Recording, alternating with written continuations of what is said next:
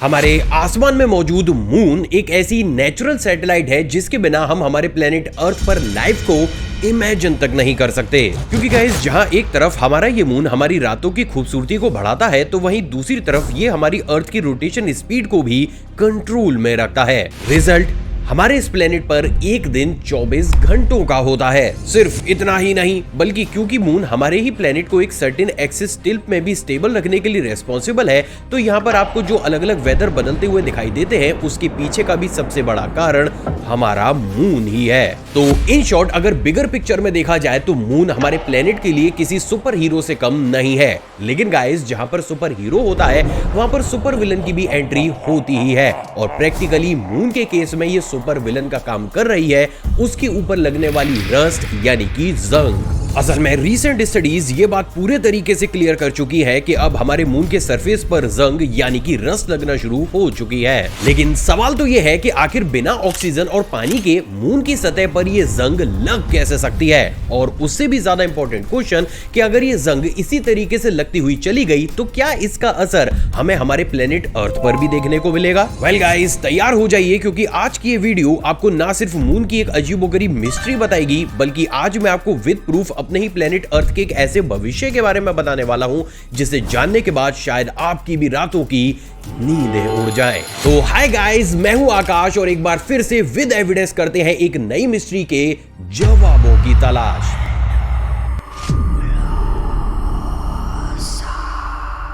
असल में गाइस ये पूरी ही कहानी शुरू होती है साल 2008 से, जब एक स्पेस एजेंसी मून पर अपने मिशन को भेजती है। और पता है वो स्पेस एजेंसी कौन सी थी? वो थी भारत की इसरो। असल में साल 2008 में इसरो अपने चंद्रयान-1 नाम के स्पेसक्राफ्ट को मून के ऑर्बिट में भेजती है। इंटरेस्टिंगली इस मिशन में हमारे ऑर्बिटर के अंदर नासा का एक M3 नाम का मैपर भी लगा हुआ था। असल में गाइस M3 की फुल फॉर्म है मून मिनरलॉजी मैपर, और इसका प्राइमरी काम मून के सरफेस पर मौजूद अलग अलग मिनरल्स की मैपिंग करना होता है। समय आगे बढ़ा और फाइनली हमारे इस मिशन ने पूरी दुनिया को यह प्रूव करके दिखाया कि मून के पोल्स पर पानी आइस की फॉर्म में मौजूद है।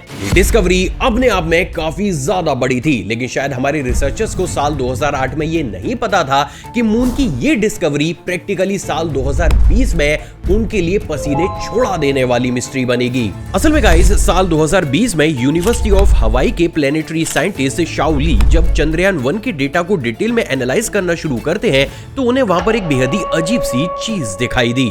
असल में शाओ ली ने जब मून के पोल्स के स्पेक्ट्रा को जूम करके देखा तो वहां पर उन्हें लाइट का जो रिफ्लेक्शन देखने को मिला वो मून के बाकी के रीजन से काफी ज्यादा अलग था, जिससे एक बात पूरे तरीके से क्लियर हुई कि मून के पोल्स पर कुछ ना कुछ तो ऐसा एक्स्ट्रा एलिमेंट या फिर मिनरल मौजूद ही है जो कि बाकी के रीजन में अवेलेबल नहीं है। इंटरेस्टिंगली इसके बाद जब इस स्पेक्ट्रा सिग्नेचर को अलग अलग एलिमेंट्स के सिग्नेचर से मैच किया गया, तब जाकर शाओली को यह पता चला कि ये सिग्नेचर हूबहू मैच करता है हेमेटाइट से। असल में गाइस हेमेटाइट बेसिकली एक आयरन ऑक्साइड है। सिंपल लैंग्वेज में आप लोहे के ऊपर लगी हुई उस जंग को देखते हो, साइंटिफिक लैंग्वेज में काफी हद तक उसे ही हेमेटाइट कहा जाता है। ये चीज अपने आप में इतनी ज्यादा मिस्टीरियस थी कि इसने शाओली की रातों की नींदें उड़ा दी। और ऐसा इसलिए है दोस्तों क्योंकि जब अपोलो मिशन के दौरान साल 1969 से लेकर 1972 तक मून की मिट्टी रेगोलिथ को अर्थ पर एग्जामिन करने के लिए लाया गया था, तो उसमें हमें रस्ट जैसी किसी भी चीज के ट्रेस नहीं मिले थे। तो अब सवाल तो यह है कि जब साल 1972 तक मून पर जंग जैसी कोई भी चीज मौजूद थी ही नहीं, तो प्रैक्टिकली साल 2020 में ये बन कैसे सकती है। असल में देखो गाइस, रस्ट जैसी चीज को बनने के लिए बेसिकली 3 चीजों की जरूरत होती है। नंबर 1 आयरन, जो कि मून के सरफेस पर भर भर कर मौजूद है। नंबर 2 पानी, जो मून पर अवेलेबल तो है लेकिन वो लिक्विड फॉर्म में नहीं है, और जब पानी लिक्विड फॉर्म में नहीं होता है तो उससे रस्ट बनना इम्पॉसिबल होता है। और नंबर 3 और सबसे ज्यादा इंपॉर्टेंट, ऑक्सीजन। लेकिन बात अगर मून की जाए तो क्योंकि मून पर खुद का एटमॉस्फेयर है ही नहीं, तो वहां पर ऑक्सीजन जैसी चीज तो हो ही नहीं सकती। सिर्फ इतना ही नहीं, बल्कि अगर हम इन सारे ही रीजंस को उठाकर साइड में भी पटक दें, तब भी भाई मून के ऊपर रस्ट लगना इम्पॉसिबल है। और उसके पीछे का सबसे बड़ा कारण हमारा सन है। असल में देखो, क्योंकि चांद पर उसका खुद का मैग्नेटिक फील्ड नहीं है, तो सन से आने वाले चार्ज पार्टिकल्स सीधा ही मून के सरफेस पर हिट करते हैं। इंटरेस्टिंगली, ये सोलर विंड हाइड्रोजन से भरी हुई होती है और प्रैक्टिकली हाइड्रोजन एक रिड्यूसिंग एजेंट होता है। यानी कि सिंपल लैंग्वेज में ये एजेंट किसी भी हाल में रस्ट जैसी किसी भी चीज को बनने नहीं दे सकता। तो अब इस कंडीशन में जब मून पर ना ही कोई ऐसा एलिमेंट मौजूद है जो रस्ट बना सके और ना ही सोलर विंड वहां पर बनी हुई रस्ट को टिकने देती है, तो फिर आखिर सवाल तो ये है कि फिर इस पोजीशन में भी चांद पर रस्ट बन कैसे रही है। असल में गाइस, इस चीज का आंसर देने के लिए शाओली ने एडी चोटी तक का जोर लगाया, जिसमें उन्होंने बहुत सी थ्योरीज को दुनिया के सामने रखा कि मे बी किसी मीटियोर या फिर एस्ट्रॉइड के इंपैक्ट से या फिर हम इंसान एक्सीडेंटली चांद पर जंग ले गए होंगे। बट अनफॉर्चुनेटली उनकी सारी ही थ्योरीज बेतुकी निकली, जिससे कुछ समय के लिए इस मिस्ट्री को ऐसे ही अनसॉल्व छोड़ दिया गया। लेकिन कुछ समय के बाद जब ये सारी ही रिसर्च जापान के ओसाका यूनिवर्सिटी के प्लेनेटरी साइंटिस्ट केंतेरो तेरादा के पास पहुंची, तो उन्हें एक बेहद ही अजीब सी चीज दिखाई दी। असल में केंतेरा ने जब जापान के कागुया स्पेसक्राफ्ट और चंद्रयान-1 स्पेसक्राफ्ट के डेटा को आपस में कंबाइन किया, तब जाकर उन्हें यह पता चला कि मून पर ये रस्ट उस रीजन में सबसे बड़े स्केल पर दिखाई दे रही है, जो रीजन सीधा का सीधा अर्थ को फेस करता है। जिससे काफी हद तक ये बात क्लियर हुई कि मे बी इस रस्ट के पीछे किसी और चीज का नहीं बल्कि हमारे ही प्लेनेट अर्थ का हाथ है। कैसे, चलो वो भी समझाता हूं।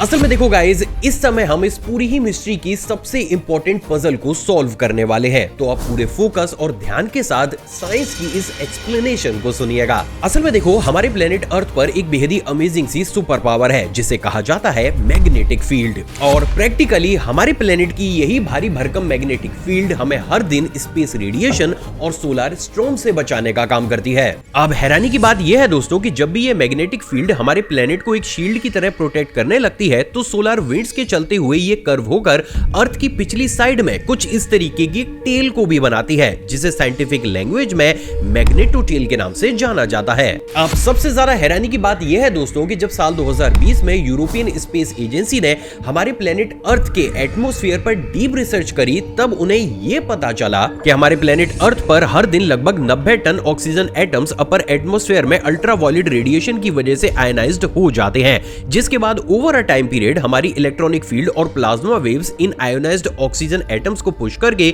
मैग्नेटोटेल में धकेल देती है, और उसके बाद ये एटम्स मैग्नेटोटेल में ट्रेवल करते हुए आउटर स्पेस में कहीं दूर चले जाते हैं। तो इस पॉइंट तक अब आप ये समझ चुके होंगे कि कैसे हमारे ऑक्सीजन एटम्स अपर एटमॉस्फेयर में जाते हैं, देन वो उसके बाद मैग्नेटोटेल में एंटर होकर उसकी आंधी में फंसकर कहीं दूर चले जाते हैं। और प्रैक्टिकली गाइस, इसी आंधी को साइंटिफिक लैंग्वेज में अर्थ विंड के नाम से जाना जाता है। और यहीं से ही खड़ा होता है एक बहुत बड़ा ट्विस्ट। असल में देखो, मून के रोटेशन के अकॉर्डिंग फुल मून पीरियड में मून हर महीने लगभग 5 दिन अर्थ की इसी मैग्नेटोटेल के अंदर एंट्री करता है। अब इंटरेस्टिंग बात यह है दोस्तों कि क्योंकि इन्हीं 5 दिन मून अर्थ की शैडो में पीछे की तरफ होता है, तो उसका डायरेक्ट इंटरेक्शन सन से आने वाले सोलर विंड से नहीं होता, जिसकी वजह से देखो, सन से निकलने वाला एक तो सोलर स्टॉर्म डायरेक्टली मून के सरफेस पर हिट नहीं करता। तो टेक्निकली एक तरफ तो इस टाइम पीरियड में जो रिड्यूसिंग एजेंट मून पर पहुंचना चाहिए था रस्टिंग को रोकने के लिए, वो नहीं पहुंच पाता। तो वहीं दूसरी तरफ क्योंकि मून मैग्नेटोटेल के अंदर होता है, तो मून के सरफेस पर on an average her second लगभग 26,000 ऑक्सीजन एटम्स टकराते हैं, जिससे इन्हीं 5 दिन के टाइम पीरियड में मून के सरफेस पर अर्थ से पहुंची हुई ऑक्सीजन मून की मिट्टी में ही मौजूद आयरन और सरफेस के नीचे मौजूद आइसी वाटर के साथ रिएक्ट करके उसको अपनी एनर्जी ट्रांसफर करती है। जब एनर्जी ट्रांसफर होती है, आइस पिघलती है और वो बन जाता है लिक्विड वाटर।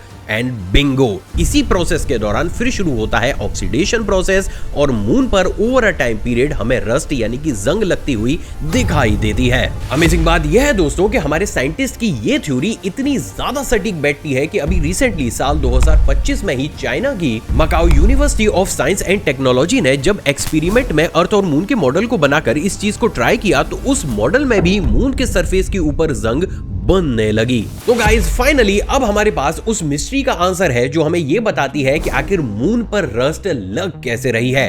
लेकिन गाइज अब यहाँ पर इसी रस्ट के साथ 3 इंपॉर्टेंट क्वेश्चन भी खड़े होते हैं। नंबर 1, अगर ये रस्ट इस नेचुरल कॉज की वजह से बन रही है तो आखिर साल 1972 में हमें मून की मिट्टी में ये रस्ट देखने को क्यों नहीं मिली। नंबर 2, अगर ये रस्ट मून पर इसी तरीके से बनती हुई चली गई तो क्या इसका असर हमें हमारे प्लेनेट अर्थ पर भी देखने को मिलेगा। और नंबर 3 और सबसे इंपॉर्टेंट कि अगर इसी तरीके से हमारे एटमॉस्फेयर से ऑक्सीजन लीक होती हुई चली गई तो क्या आगे चलकर अर्थ पर ऑक्सीजन की क्राइसिस भी हो सकती है।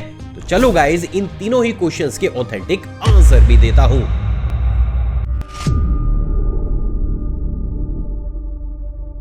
असल में गाइस बात अगर सबसे पहले मून की हिस्ट्री की जाए तो यस, मून की हिस्ट्री में हमें उसके ऊपर रस्ट लगती हुई दिखाई नहीं दी थी और इसके पीछे का सबसे बड़ा कारण ओवर अ टाइम पीरियड हमारी मैग्नेटिक फील्ड का कमजोर पड़ना है। असल में देखो, बात अगर आज से 30, 40 या 50 साल पहले की जाए तो हमारे प्लेनेट अर्थ की मैग्नेटिक फील्ड काफी ज्यादा स्ट्रॉन्ग होती थी, जिसकी वजह से उसकी ये मैग्नेटो टेल भी काफी ज्यादा दूर तक फैलती थी। अब क्योंकि उसका डिस्टेंस मून से भी काफी ज्यादा दूर था तो प्रैक्टिकली वो ऑक्सीजन एटम्स को मून के सरफेस से कहीं ज्यादा दूर आउटर स्पेस में फेंकती थी। लेकिन क्योंकि आज की डेट में हमारी मैग्नेटिक फील्ड कमजोर होती हुई चली जा रही है तो वो हमारे ऑक्सीजन एटम्स को आउटर स्पेस में अब इतनी ज्यादा दूरी तक नहीं फेंक पा रही। ये ठीक ऐसा ही है जैसे तेज हवा में फेंका हुआ कागज का टुकड़ा काफी दूर तक जाता है लेकिन हल्की चल रही हवा में वो पास में ही गिर जाता है। और देखो गाइज, इसी ही वीक मैग्नेटिक फील्ड की वजह से टेक्निकली जनरेट होता है वो दूसरा सबसे बड़ा रीजन जिसकी वजह से ऑक्सीजन हमारे एटमॉस्फेयर से लीक हो रही है।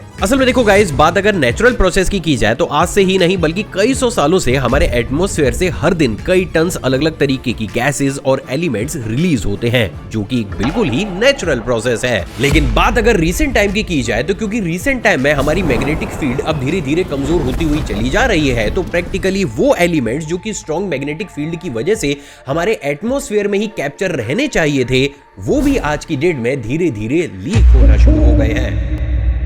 यानी कि इन शॉर्ट आज की डेट में हमारे अपर एटमॉस्फेयर से जितनी ऑक्सीजन लीक हो रही है उससे पहले उतनी कभी भी नहीं हुई और यही वो एक सबसे बड़ा रीजन है जिसकी वजह से मून पर आज की डेट में ऑक्सीजन एटम्स पहले के कंपैरिजन में ज्यादा पहुंच रहे हैं और इसलिए ये रस्टिंग वाला इफेक्ट पहले के कंपैरिजन में हमें आज की डेट में तेज होता हुआ दिखाई दे रहा है। और अगर ये चीज ऐसी ही होती हुई चली गई तो ये रस्टिंग इफेक्ट आगे आने वाले 10 या 20 सालों में हमें और तेजी के साथ होता हुआ दिखाई देगा। लेकिन गाइज, इसके साथ ही हमें एक बेहद ही अजीब सी चीज भी फेस करनी पड़ सकती है। असल में देखो, आज की डेट में मून के सरफेस के नीचे कम क्वांटिटी में ही सही लेकिन पानी मौजूद है। इसके साथ ही क्योंकि अब हमारे प्लेनेट की ऑक्सीजन भी टाइम टू टाइम मून के सरफेस पर हिट कर रही है तो मे बी आज नहीं लेकिन आगे आने वाले समय में मून के ऊपर हमें अलग तरीके की लाइफ जन्म लेती हुई दिखाई दे सकती है। और सच तो यह है कि अगर इन फ्यूचर मून के ऊपर लाइफ फॉर्म होना शुरू होती है तो वो धीरे धीरे मून के पूरे ही इकोसिस्टम और एनवायरनमेंट को चेंज करना शुरू कर देगी। ये ठीक वही प्रोसेस है जो आज से करोड़ों साल पहले हमारे प्लेनेट अर्थ के साथ हुई थी। और देखो गाइस, ये बात तो पूरे तरीके से सच है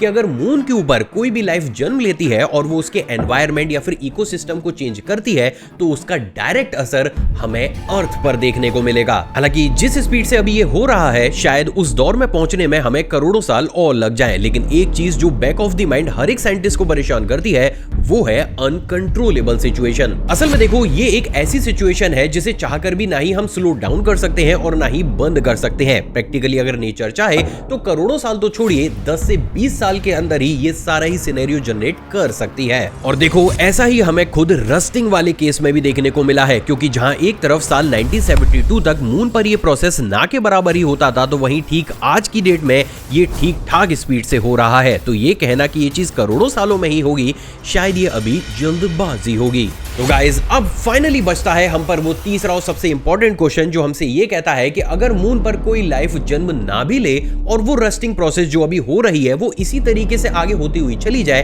तो क्या उसका असर हमें हमारे प्लेनेट अर्थ पर देखने को मिलेगा? वेल गाइज, इसका सीधा सा जवाब है बिल्कुल देखने को मिलेगा।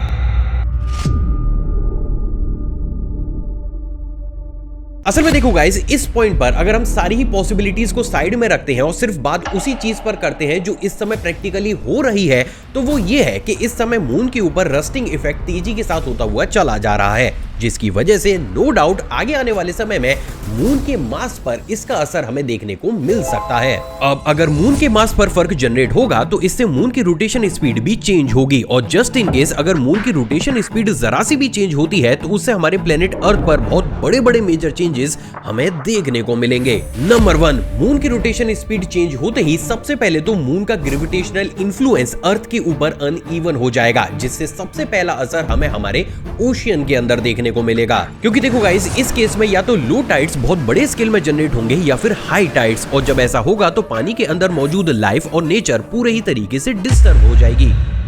और ये बात तो हम सभी को पता है कि आज की डेट में भी अगर अर्थ पर सबसे बड़े स्केल पर ऑक्सीजन को कोई जनरेट करता है तो वो पेड़ नहीं बल्कि हमारी मेरीन लाइफ है। इसके साथ ही क्योंकि मून का रोटेशन चेंज होगा तो अर्थ अपने एक्सिस पर अपने टिल्ट को हल्का सा लूज कर देगी, जिसकी वजह से अर्थ पर कंट्रोल वेदर की जगह पर हमें एक्सट्रीम वेदर देखने को मिलेंगे, जहां पर अगर सूखा पड़ रहा होगा तो कई सालों तक लगातार सूखा ही रहेगा, और कहीं पर अगर बारिश होना स्टार्ट होगी तो कई सालों तक लगातार बारिश होती रहेगी, जिसकी वजह से सरफेस के ऊपर रहने वाली लाइफ यानी कि हम इंसान भी बुरे ही तरीके से इफेक्ट होंगे। और शायद यही चीज 100, 200 या फिर 300 सालों के बाद शायद अर्थ को लाइफ को सपोर्ट करने के लायक भी ना छोड़े।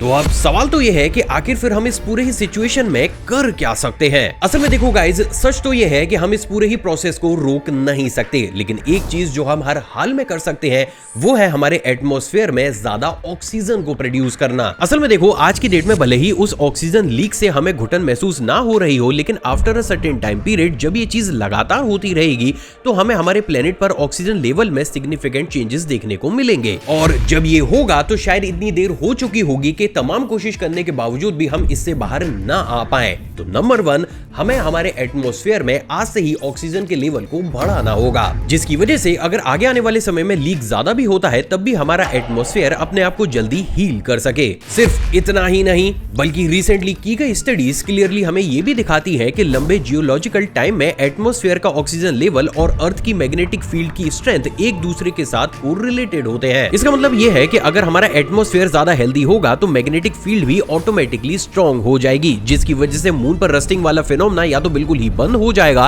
और अगर होगा भी तब भी वो आज की ही कंट्रोल्ड स्पीड के साथ होगा, और फ्यूचर में हमें इसका बहुत ही कम असर देखने को मिलेगा। सो फाइनली गाइस, अब ये सारी ही इंफॉर्मेशन जानने के बाद अब कौन कौन पेड़ लगाने में इंटरेस्टेड है नीचे कमेंट सेक्शन में मुझे कमेंट करके जरूर बताइएगा। और बाय द वे, आप लोगों तक ये सारी इंफॉर्मेशन देने से पहले ही मैं इस काम को करना शुरू कर चुका हूं, जिसका अपडेट मैंने अपने इंस्टाग्राम पर भी दिया था। तो अगर आपने मुझे वहां पर फॉलो नहीं किया है तो इस पेज पर जाकर मुझे वहां पर भी फॉलो जरूर कीजिएगा। इसके साथ ही गाइस, अगर आपको मेरी ये वीडियो और रिसर्च पसंद आई हो तो इस वीडियो पर 6000 लाइक जरूर करवाइएगा। अपने फ्रेंड्स एंड फैमिली के साथ इसे शेयर जरूर करना गाइस, क्योंकि अब हम सभी को मिलकर हमारे प्लेनेट के इस फ्यूचर को सिक्योर करना है।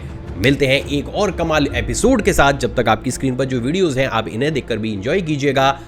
जय हिंद।